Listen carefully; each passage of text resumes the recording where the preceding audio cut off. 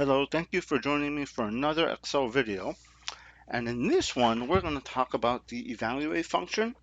Evaluate function is an old function from Excel 4 that's still hanging out. And technically, you're only supposed to use it in macros, but there are certain tricks that I'm going to show you where you can use it actually in a workbook, okay? So what does evaluate do? It converts a text into a formula. So I'm going to go to the last bullet. If you have a really long algebraic expression in Excel, you can actually type it out. And as long as the values are in the right cells, Evaluate will actually do the math and convert that algebraic expression into formula and give you the answer. Like I said, it's only available in VBA or macros, but I'm going to teach you the secret where you can actually use it in a cell. Let me minimize my PowerPoint and let's go straight into Excel. So what we have here is a very simple model just to show you how Evaluate would work, and then you can go ahead and add to it and increase the complexity, but this is the simplest way to use it. Very simple model here where we have income, I have expenses, and then I have profit, which is income minus expenses. So I have all of these requests, right, that come in. I want the low risk, I want the high risk, I want the VP adjustment, I want the manager discretion. I may have 50 other different permutations that other people want. But right now, I have the first four permutations of the scenarios and the formulas that they are. So for example, this low risk is just A2 minus B2. This high risk, it decreases income, it increases expenses. Then the VP adjustment takes 80% of that. So it can get pretty convoluted. But the one point I want to make sure you get from this little table is that these are not formulas. I'm going to click on this. You see that there is no equal sign here.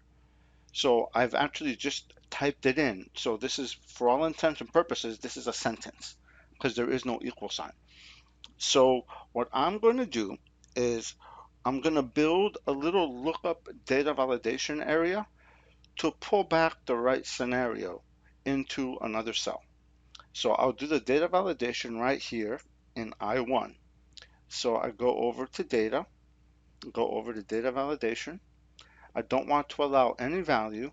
I want to allow a list, and I simply select the source and I click on OK.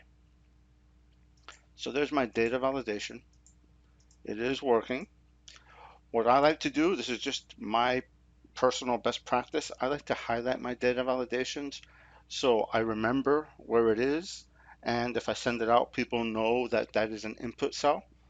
So I'm just going to go to home and I'll choose that little color right there. And now let's build a little VLOOKUP that will return the formula for VP adjustment. So it will be VLOOKUP, open parentheses. I'm looking up VP adjustment, press comma. I want it from this tab. I'm going to press F4 just to put the dollar signs there. And I want the second column to the right from where it finds the match. And I want false because I always want an exact match. And I press enter. So the VP adjustment is this formula. Let's just do a quick little test, make sure I didn't mess this up. Yes, this is looking pretty good. So this little area is done. Now let's put the actual result here in D2. But I'm going to do a quick little label. And in this label, I'm going to put the value of I1 plus the word scenario, just so we know which scenario we're looking at. So you go equals I1, put the ampersand, which is the equivalent of concatenate. Don't use concatenate, just use ampersand, it's the same thing. I put the double quote, I want a space, and I'll just put the word scenario. So we're looking at the low risk scenario. I'll just do a quick little test. VP adjustment scenario. Okay, so far so good. So we're going to use evaluate, but you're not supposed to use evaluate in the spreadsheet. Watch. Evaluate, open parentheses, click on that. If I close it, it says the function isn't valid. So it doesn't want me to use it here in the spreadsheet. It wants me to use it in a macro. But I'm going to show you the hack. I'm going to press escape to get rid of that message box, and I'll press escape to get rid of that formula. The hack is the following. Evaluate can be used in macros, as I've said, but it can also be used in memory or in a named range. A named range is in memory, so we're going to use evaluate as a named range and then pull it back into the spreadsheet. So go into formulas, click on name manager. I want a new name. The name, I don't want to call it VP adjustment scenario. I want to call it something simple like the result or the answer or something like that. The result is good enough. What I want to do here is I don't want to point to D2, so I'm going to delete all that. I want to evaluate whatever was in I2 and close the parentheses. So what's happening is there's a little daisy chain effect, and I'm going to talk about it right now, even though we don't have the answer, because everything is visible. You have the sentence here without the equal sign on the spreadsheet. You choose whatever scenario you want. It gets returned here into the VLOOKUP, and now evaluate is going to evaluate that answer and give you the answer in the result. And you click on OK. Now, nothing is going to happen in the spreadsheet because we're in the name manager. So I'm going to click on OK. See the result, it's a name, but it's floating around in Excel memory.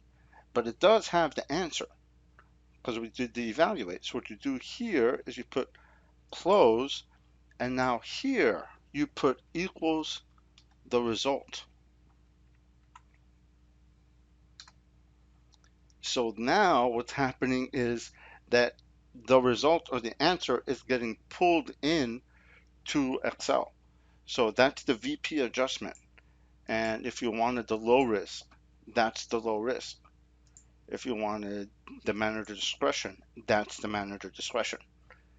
So what it's doing, once again, just to make sure you get it, because I know there's a lot of steps, this is just the interface that gives you the correct formula for this data validation. The magic really happens here in the name manager. You can call this the result, you can call it Bobby, Patty, who cares? But this evaluate sheet one, sheet one I2, that's what actually does the math, converts from a sentence into a formula, and then finally, you gotta show the result somewhere. So that's why you put the result over here. Okay? Now there's one drawback, well, there's a couple of drawbacks, and I have another slide that we'll talk about, but there's one issue that we have with this, in that evaluate is looking at this cell, not these cells. Okay? What does that mean? Let's pretend that I made expenses $8. Instead of 80,000, it's $8. It's nonsensical, but watch. The profit changed, but this did not change because evaluate is just looking at this guy and this didn't change. So let me see how I can explain it easily. The calculation chain stops at I2 because I2 never changed, even though these did. Now, if I change this to low risk, so right now manager discretion is 50,000, right? So if I change this to low risk and I change it back to manager discretion, then it does it correctly. But if I change it right here, it won't change. So it's not dynamic. If you want to make it dynamic, you can make it dynamic. And the correct term is not dynamic. The correct term is volatile and non-volatile. Evaluate is right now non-volatile.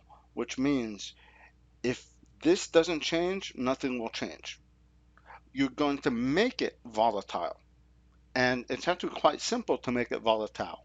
What you need to do is you have to add another volatile function to it. You don't necessarily have to do it here, but if you go to name manager, right, this guy that we've been talking about, this is the non-volatile guy, but we got to make it volatile. And the volatile functions, I mean, there's a bunch of them. There's like now and today and a bunch of them, but we're going to use today because that's really easy.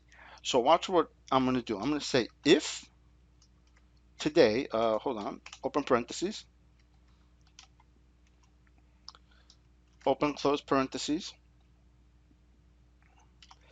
So this is kind of like a hack, meaning if today not equal to anything. So it's always going to say, yeah, today's today, but today is volatile, and that will impart evaluate to make it more volatile, to make it volatile.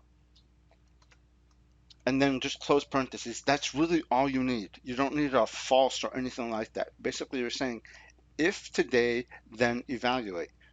And it's always going to be today, so you're always going to evaluate. Now I just close. Yes, I want to save the changes. Now if I change this to 8, it actually does change. I change it back to 80,000, and it changes here back to the manager's discretion.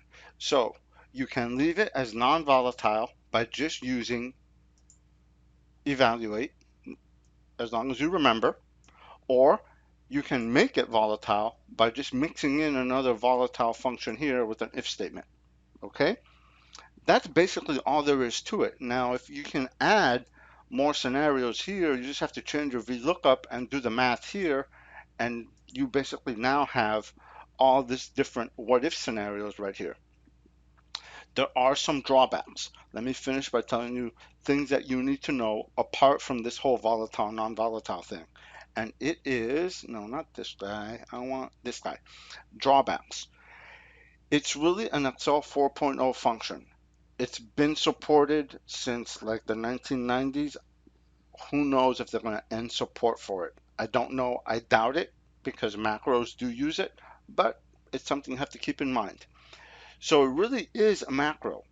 Even though we're using it in the named range as a formula, it really is a macro. That means that when you save it, you must save it as XLSM. If you save it as XLSX, you're going to lose it. It's not going to work. So you have to save it as XLSM. It can't be used directly in a cell. You have to use that name manager, the whole trick that I showed you. And it won't recalculate unless you make it volatile, which is the little trick of using today. So that is evaluate. It's an edge case, it's a corner case, but it can make your life a lot easier. And that's all I have for this video. Thank you for listening, and I'll see you in the next lesson.